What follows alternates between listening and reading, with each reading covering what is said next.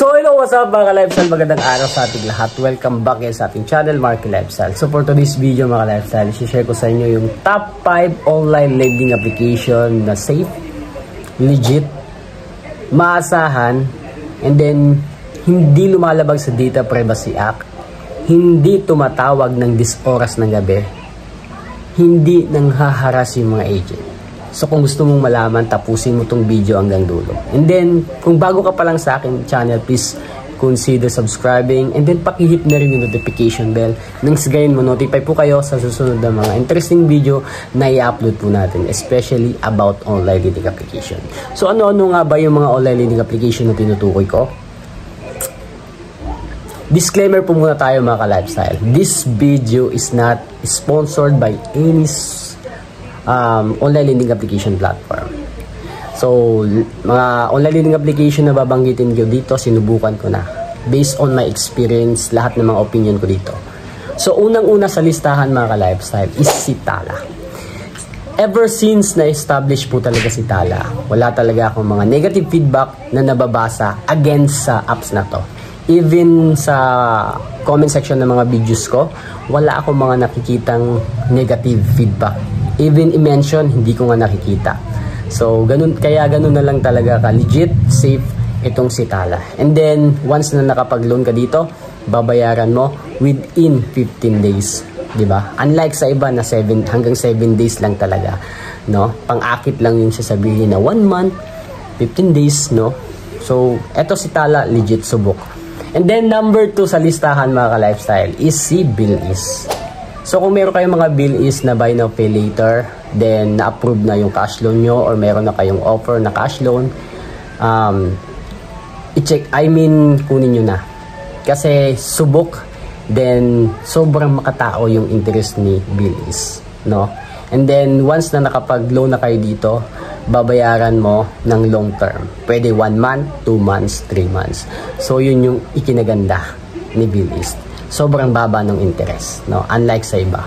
Then pangatlo sa listahan mga ka-lifestyle, pangatlo is si GLoan, no? Si GLoan mga ka-lifestyle, alam natin is under siya ni GCash. So masasabi ko talagang super safe, legit yung mga information na ibibigay mo kasi under po siya ni GCash. Walang tatawag, walang manghaharas, walang magmumura sa'yo. Guarantee talaga na 100% safe and secure yung account mo kay GLoan, ano? Then sobrang baba din ng interest. Sobrang makatao din. So try to check your GLoan, baka meron ng offer. Just maintain lang yung balance na at least 100 pesos. I guarantee mabibigyan ka ng offer. Then pang-apat sa listahan mga ka-lifestyle is si Maya Credit. Ako, since 2021, meron na akong Maya Credit na merong balance na 200 pesos, no? So, upon checking mga lifestyle, nag-loan ako, last week lang, nakapag-loan tayo ng 2,000 pesos. So, ganun na lang kaganda itong si Maya Credit, kahit minsan mo lang gamitin sa mga transaction, ano? Kasi ginagamit ko talaga si Maya Credit once na merong maintenance si GCash, nagma-Maya Credit ako. That's why na-approve ako sa loan, no?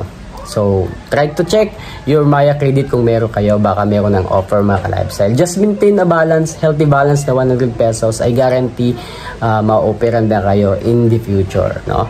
And then, the last but not the least, pang-5 sa listahan mga ka-lifestyle is si Home Credit. So alam ko, yung iba sa inyo is magtataka. Bakit nasali si Home Credit? Kasi alam naman natin na si Home Credit mga ka-lifestyle, pagdating sa product loan, cash loan, is sobrang laki ng interest, no?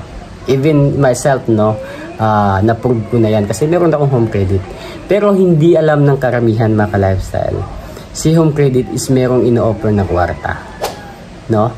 Once na na-offeran ka ng kwarta, sabihin na natin 2,000, kasi sa akin 10,000 eh. So kung magkano yung na-offer sa'yo na kwarta, halimbawa 10,000, ganun din yung ibabalik mo, no? Believe me or not. Walang labis, walang kulang. Kung ano yung binigay sa'yo, in-offer sa'yo, yun din yung dapat ibalik mo.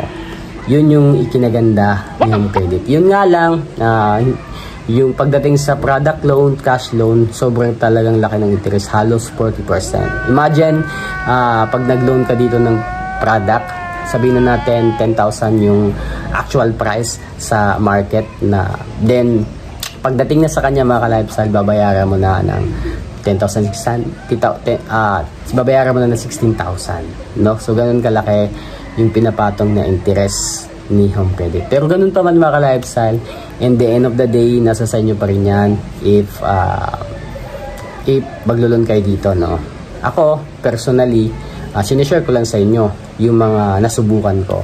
Baka meron namang papasok dito ng mga perfectionist, sasabihin si GCash, si GLoan, si Maya Credit, si Home Credit is hindi naman online leading application, no? Baka ganun yung mga gawin nyo. Okay lang mga ka-lifestyle, malaya kayong magbato kung ano yung mga gusto nyo sabihin sa channel ko, no? It's up to you. Basta ako nagpapakatotoo lang talaga ako sa sarili ko mga ka-lifestyle, no? Yun lang talaga yung mga online leading application na nasubukan natin. So again, this is Marky Lifestyle. If meron kayong mga problema sa online leading application, try to visit my channel, try to scroll down up para malaman nyo yung mga katanungan na matagal nyo nang kinikimkim, no? Na gusto nyong malaman yung solusyon. Nandito lahat sa channel ko mga ka-lifestyle. Lehitimong naging biktima talaga tayo ng online leading application, kaya sincerity yung mapapanood yung mga videos, no? Yung mga payo, merong sincerity. So again mga ka-lifestyle, huwag kayong mawala ng pag-asa, no? If ever na maka-encounter kayo ng problema sa online leading application. Kasi gaya ng paulit-ulit ko sinasabi mga ka-lifestyle, lahat ng problema talaga is lumilipas lang, no? So again mga ka-lifestyle, yung 5 online lending application na subok naman talaga na maaasahan, legit safe yung account nyo, hindi tumatawag, wala talagang tumatawag na even sa kanang 10 oras ng gabi, walang tumatawag, no? Si Tala, si GLoan, si BillAce, si Maya Credit, din si Home Credit, no? Itong mga online lending application talaga na to is wala talagang manguli sa inyo, wala talagang tatawag, no? Walang mga haharas, mananakot. So very safe, very reliable, na pwedeng malunan, no? Then hindi rin short term, no?